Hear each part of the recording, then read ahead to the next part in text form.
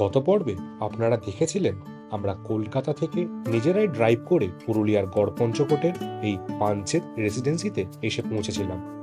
শহর থেকে একটু দূরে পাহাড় আর প্রকৃতির কোলে যদি কয়েকটা দিন কাটাতে চান, তবে আজকের ব্লগটা একদম আপনার জন্য।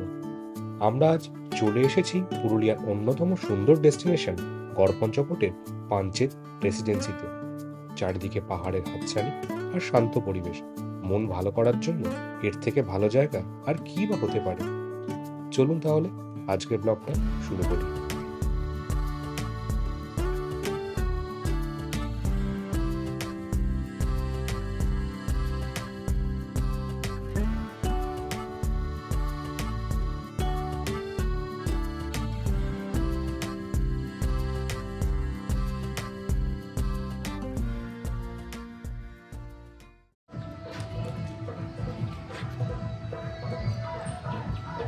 আমরা এখন এন্টার করছি রিসর্টের রিসেপশন এরিয়াতে। ঢুকেই সামনে আছে ফ্রন্ট ডেস্ক। চলুন চটপট চেক ইন ফর্মালিটিসগুলো কমপ্লিট করে নিই। রিসেপশনে দুই পাশেই অ্যাম্পেল সিটিং অ্যারেঞ্জমেন্ট আছে এবং বেশ পরিপাটি করে সাজানো। এছাড়াও আছে একটা হুইল চেয়ার। আপনাদের সাথে যদি কোনো বয়স্ক ব্যক্তি থাকেন তারা এটা ইউজ করতে পারেন। রিসর্টের মূল গেট থেকে একটু ভেতর দিকে এগিয়ে এলেই প্রথমেই আপনাদের নজর কাড়বে এই সাদা রঙের সুন্দর বিল্ডিংটি। এই বিল্ডিংটির একপাশে আছে খোলা প্রশস্ত জায়গা।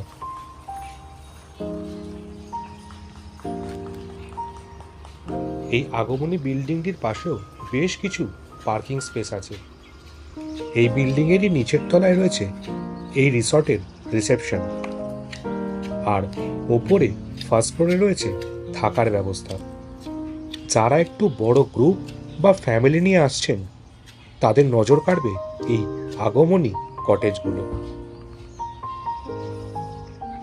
ছিমছাম অন্দরসজ্জা আর বিশাল বারান্দা, যেখানে সকালের চা খেতে খেতে আপনি পাহাড়ের গায়ে মেঘেদের লুকোচুরি দেখতে পাবেন।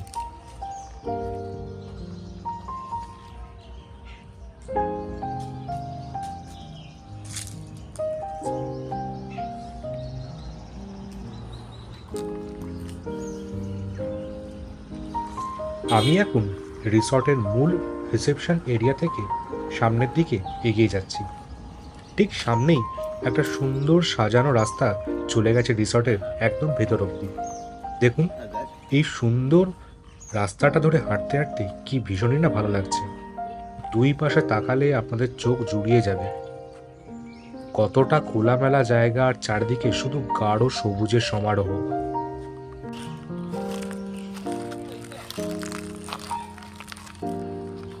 এখানে কংক্রিটের জঙ্গল নেই, বরং আছে আদিম পাহাড় আর প্রকৃতির এক অদ্ভুত মিতালি।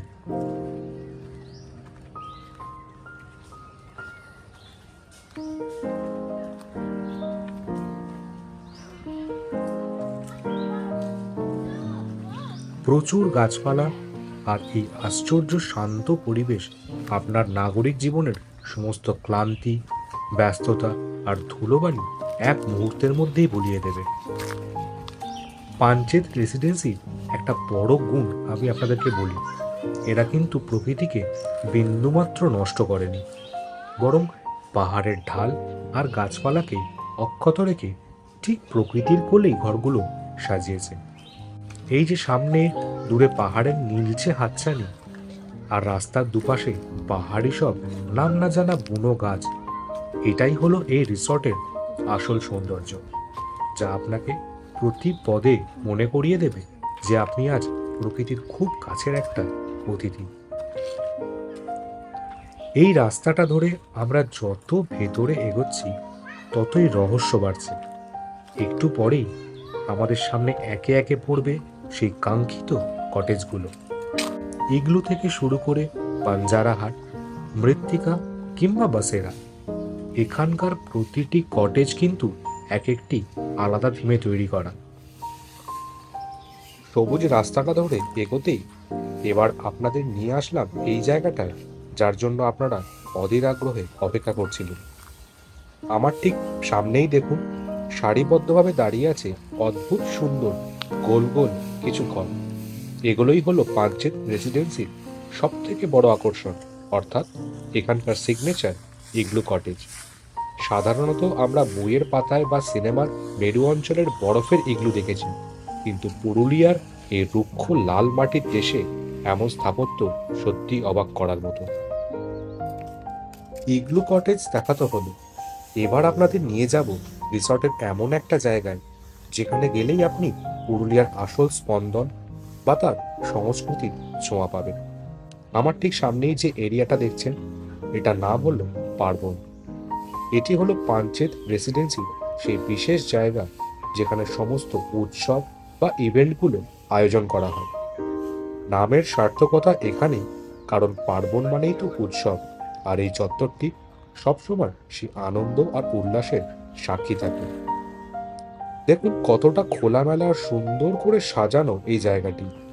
বিশেষ করে বিকেলের আলো যখন ফুরিয়ে আসে, তখন এই পার্বণ চত্বরটি একদম অন্যরকম মায়াবী রূপ নেয়। এখানে মূলত সন্ধ্যায় সাংস্কৃতিক অনুষ্ঠানের আসর বসে। পুরুলিয়ার বিখ্যাত ছৌ নাচ কিংবা ঝুমুর গানের আসর এখানে দেখার সময় আদর্শ জায়গা হতে পারে। এই যে মাঝখানে খোলা জায়গাটা দেখছেন, এখানে শিল্পীরা তাদের পারফরমেন্স দেখার আর পর্যটকরা চারপাশে বসে সেই আনন্দ উপভোগ করেন। ভেবে দেখুন তো, মাথার ওপর খোলা আকাশ, সামনে পাহাড়ের ছায়া, আর তার মাঝে ধামসা মাদলের আওয়াজে চারপাশ গম গম করছে। ঠিক এই অনুভূতিটাই আপনি পাবেন এই পার্বণে।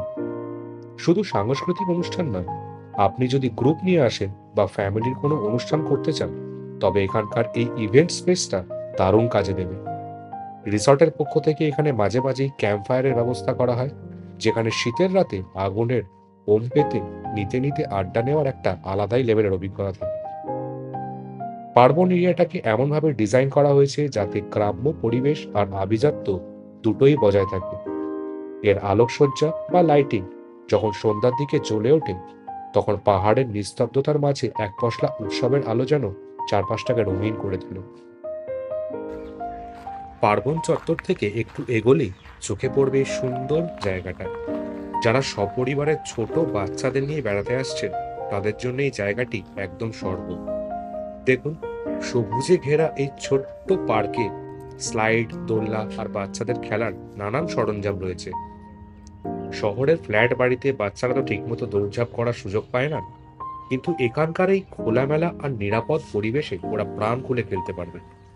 একদিকে পাহাড়ের শান্ত পরিবেশ, আর অন্যদিকে বাচ্চাদের এই হাসি খুশি চঞ্চলতা, সব মিলিয়ে জায়গাটা যেন জীবন্ত হয়ে ওঠে।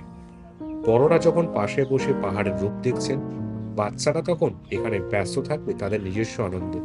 সত্যি পাঞ্চেত রেসিডেন্সি ছোট বড় সবার কথা মাথায় রেখে খুব সুন্দরভাবে সাজানো হয়েছে। প্লে এরিয়া পার হয়ে আমরা এবার চলে এলাম পাঞ্চেত রেসিডেন্সির সব থেকে রাস্টিক সেকশনে, যার নাম বাঞ্জারাহাট। দেখুন, ঠিক যেন পাহাড়ের কোলে ছোট ছোট মাটির কুটির। এই যে দেখুন সামনে, এগুলোই হলো পাঞ্চেত রেসিডেন্সির সেই জনপ্রিয় বাঞ্জারাহাট। এর ত্রিকোণাকৃতি বা এ শেপ ডিজাইন আর এই উজ্জ্বল লাল রঙের চালগুলো কিন্তু ছবির জন্য জাস্ট ফাটাফাটি। সামনে ছোট্ট বাগান, বসার জায়গা আর চারিদিকের এই শান্ত সবুজ পরিবেশ আপনাকে পাহাড়ের কোলে এক অদ্ভুত শান্তির অনুভূতি দেবে। বাইরে থেকে দেখতে যতটা কিউট, ভেতরেও কিন্তু এটি আধুনিক সব সুযোগ সুবিধা দিয়ে ঠাসা। যারা একটু অন্যরকম আর স্টাইলিশ কটেজে থাকতে ভালোবাসেন, তাদের জন্য এটি একটি মাস্ট ট্রাই অপশন।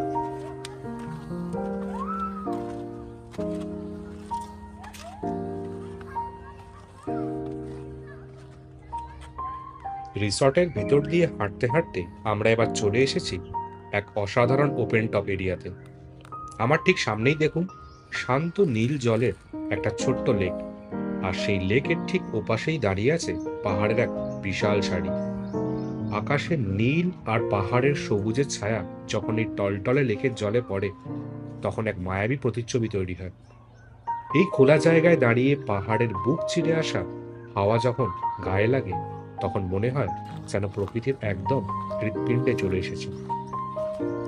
এই লেকের ধারেই রয়েছে একটা ওয়াচ টাওয়ার, আর ঠিক এর নিচ থেকে এই পুরো চত্বরটা আপনাদের ঘুরিয়ে দেখাচ্ছি। এখান থেকে একদিকে যেমন বিশাল গড়পঞ্চকোট পাহাড়ের পাদদেশটা স্পষ্ট দেখা যায়, অন্যদিকে তাকালে রিসর্টের সেই সুন্দর কটেজগুলোর একটা দুর্দান্ত ভিউ পাওয়া যাচ্ছে। নিচ থেকেও কিন্তু এই ভিউটা জাস্ট ফাটাফাটি। ওয়াচ টাওয়ার এরিয়াটার নিচ থেকেই দারুণভাবে কভার করলাম। এবার আপনাদের এগিয়ে নিয়ে যাওয়ার পালা অন্যদিকের আকর্ষণের। বিকেলের আলো পড়ে আসছে, আর পাহাড়ের এই রূপ বদলে যাওয়ার আগে আমাদের আরো অনেক কিছু দেখার বাকি। চলুন তবে দেখা যাক পরের গন্তব্যে আমাদের জন্য কি কি অপেক্ষা করছে।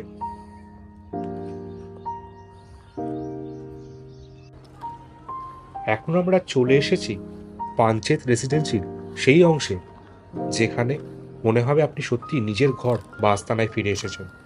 এই সেকশনটির নাম হলো বাসেরা। রিসর্টের ভিড়ভাট্টা থেকে একটু দূরে একদম নিরিবিলি এক কোণে এই বিল্ডিংটা অবস্থিত। যারা একটু নিভৃতে সময় কাটাতে চান এবং হট্টগোল থেকে দূরে থাকতে পছন্দ করেন, তাদের জন্য এই বাসেরা হলো একদম পারফেক্ট চয়েস। দেখুন এই বিল্ডিংয়ের ডিজাইনটা কতটা ছিমছাম অথচ রুচিশীল। প্রতিটি বাসেরা কটেজের সামনে একটা সুন্দর ব্যালকনি বা বসার জায়গা আছে। বিকেলের মায়াবী আলো যখন এই বারান্দায় এসে পড়ে, তখন এক অদ্ভুত শান্ত পরিবেশ তৈরি হয়। এখান থেকে রিসর্টের বাগান আর দূরে পাহাড়ের একটা দুর্দান্ত ভিউ পাওয়া যায়। হাতে এক কাপ কফি আর সামনে এই পাহাড়। বাসেরার বারান্দায় বসে আপনার মনে হবে সময় যেন থমকে গেছে। এখানে যা আছে অকৃত্রিম শান্তি আর আভিজাত্যের এক দারুণ মেলবন্ধন। আমরাও যে কটেজটায় আছি সেটা কিন্তু বাসেরারই। চলুন এবারে আমরা আমাদের রুমটা একটু দেখে নিই।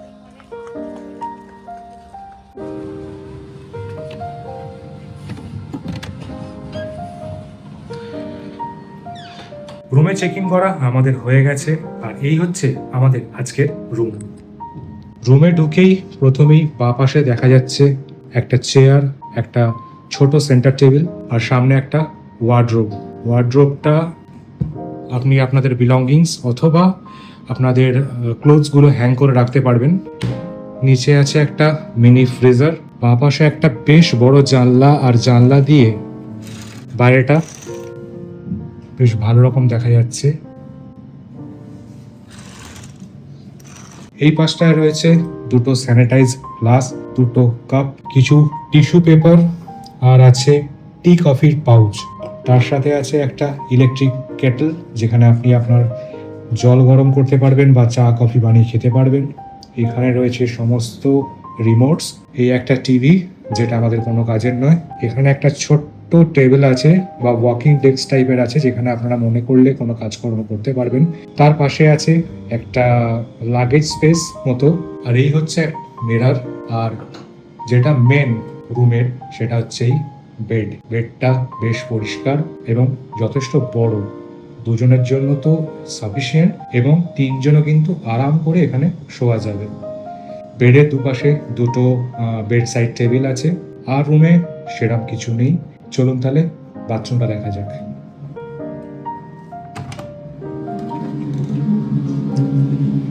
বাথরুমে ঢুকে সামনে আছে একটা মিরর, একটা ওয়াশ মেশিন, পাশে হ্যান্ড সোপ দেওয়া রয়েছে। এখানে একটা ওয়েস্টার্ন কমোড,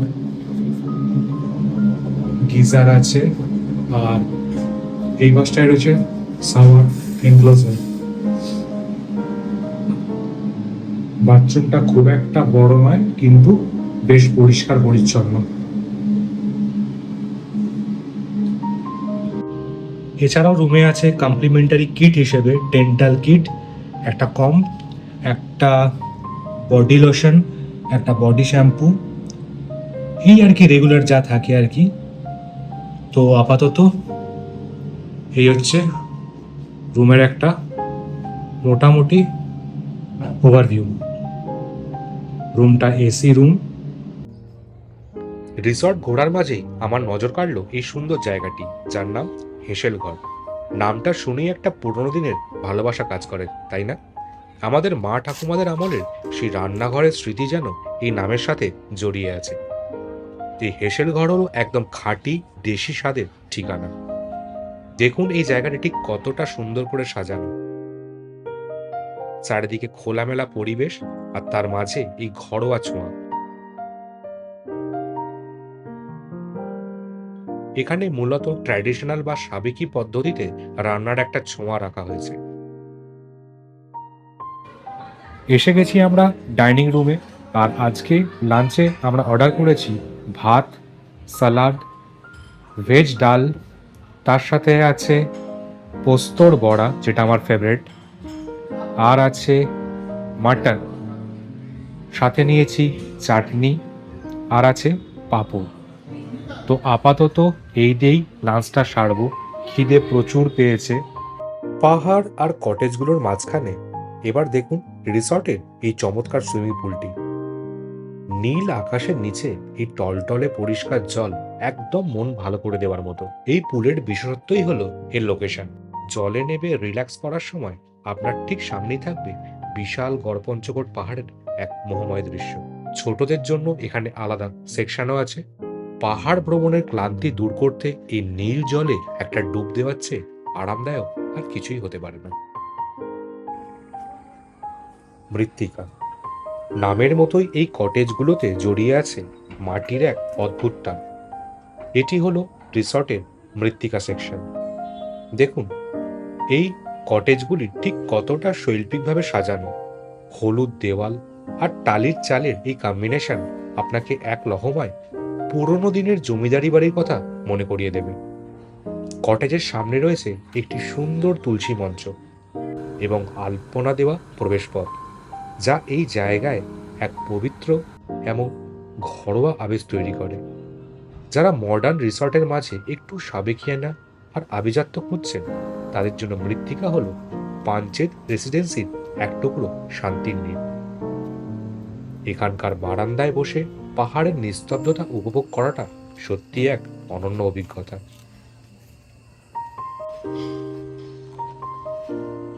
রিসর্টের চারপাশ ঘুরতে ঘুরতে এবার আমরা চলে এসেছি সেই জায়গায় যেখান থেকে এই পুরো রিসর্টটির জয়যাত্রা শুরু, অর্থাৎ ভিলেজ তেলকুপি। আপনারা অনেকেই হয়তো জানেন না, গড়পঞ্চকোটের এই পাঞ্চেত রেসিডেন্সি রিসর্টটি একসময় ভিলেজ তেলকুপি নামেই পরিচিত ছিল। তেলকুপি আসলে এই অঞ্চলের এক প্রাচীন জনপদ, যার অনেক ইতিহাস আজ পাঞ্চেত ড্যামের জলের তলায় তলিয়ে গেছে। সেই ঐতিহ্যকে সম্মান জানিয়েই রিসর্টের এই বিশেষ অংশটির নামকরণ করা হয়েছে। এখানকার বাড়িগুলোর স্থাপত্যে এক ধরনের প্রাচীন রাজকীয় ভাব আর গ্রামীণ সারল্যের অদ্ভুত মেলবন্ধন লক্ষ্য করা যায়।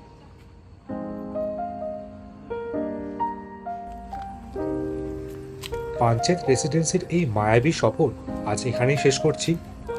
ইগলু কটেজ থেকে শুরু করে পাঞ্জারাহাটের সেই অনন্য স্থাপত্য কিংবা মৃত্তিকার সেই সাবেকিয়ানা, সব মিলিয়ে গড়পঞ্চকোটের এই কয়েকটা দিন আমার স্মৃতির পাতায় সারা জীবন অমলিন হয়ে থাকবে। পাহাড়ের নিস্তব্ধতা আর রিসর্টের এই রাজকীয় আতিথেয়তা সত্যিই মন ভরিয়ে দেওয়ার মতো। আশা করি আজকের এই ডিটেলড রিসর্ট ট্যুর আপনাদের ভালো লেগেছে। যদি ভিডিওটি আপনাদের ভালো লাগে তাহলে অবশ্যই লাইক করবেন এবং আপনার বন্ধুদের সাথে শেয়ার করবেন। আর আপনি যদি এই রিসর্টে থাকতে চান বা আসতে চান বা অলরেডি এসে থাকেন, তবে আপনার অভিজ্ঞতা কেমন ছিল তা কমেন্টে জানাতে একদমই ভুলবেন না। চ্যানেলে নতুন হয়ে থাকলে এমন আরও ট্রাভেল ব্লগ দেখতে সাবস্ক্রাইব করে পাশে থাকবেন। খুব শীঘ্রই দেখা হচ্ছে পরবর্তী ব্লগে। ততক্ষণ পর্যন্ত সবাই খুব ভালো থাকবেন, সুস্থ থাকবেন। ধন্যবাদ।